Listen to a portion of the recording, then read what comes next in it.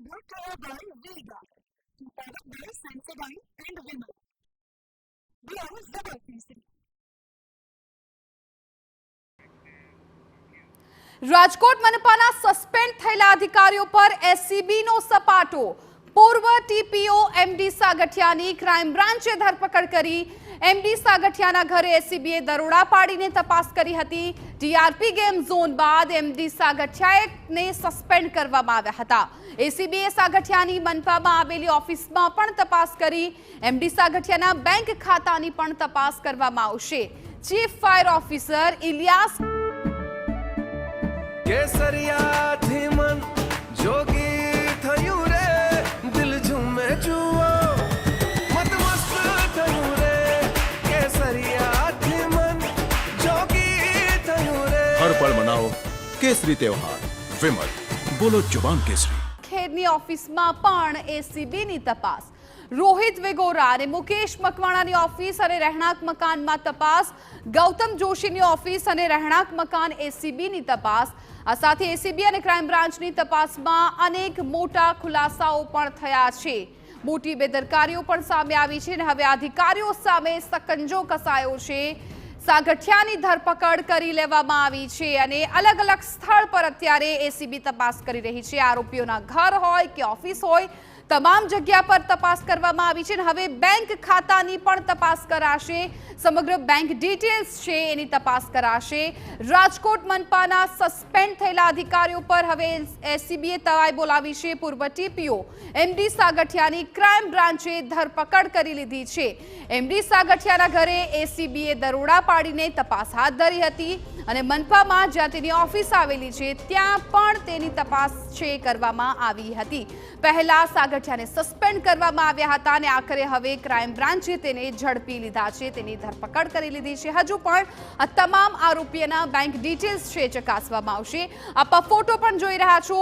રોહિત વેગોર કે જે suspended fire officer કે જેને સસ્પેન્ડ કરવામાં આવ્યા છે અને તમામ વિરુદ્ધ હવે કાર્યવાહી કરાશે.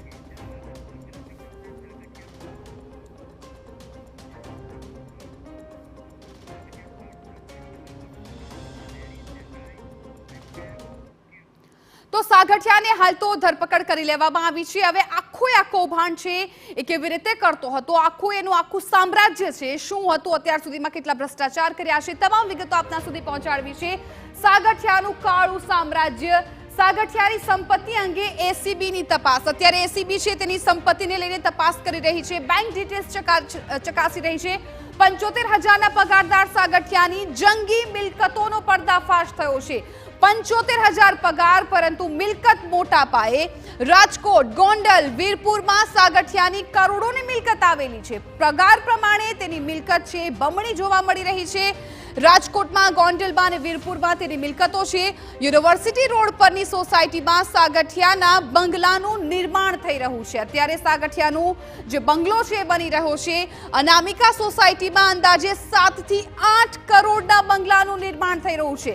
70,000 રૂપિયા પગાર અને 7 થી 8 કરોડના બંગલાનું જે નિર્માણ છે થઈ રહ્યું છે. અને સાથે સાથે રાજકોટ, અન્ય જે શહેરો છે ત્યાં પણ તેની મિલકત હોવાની પણ વિગતો સામે આવી છે.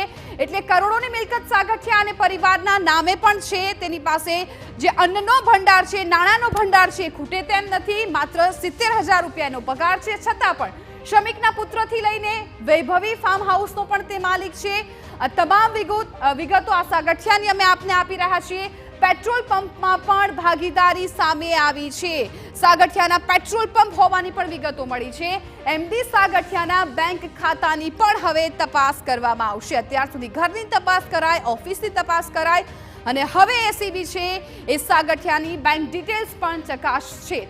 6 મ્યુનિસિપલ કમિશનર બદલાયા છે એ વિગતો મળી રહી છે.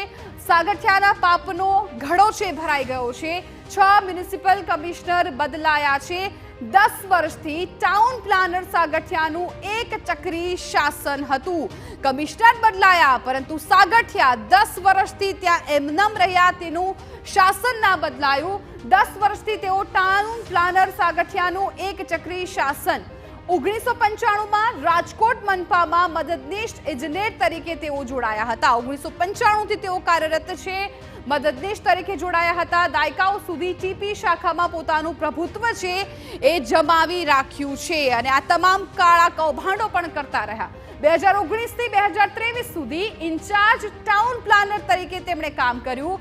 2023માં કમિશનરે સાગઠિયાને કાયમી કરવા માટેની ફાઇલ પણ મૂકી દીધી. એટલે આ તમામ લોકો તેમના ફેવરમાં હતા. કમિશનરે તેને કાયમી કરવા માટે ફાઇલ મૂકી.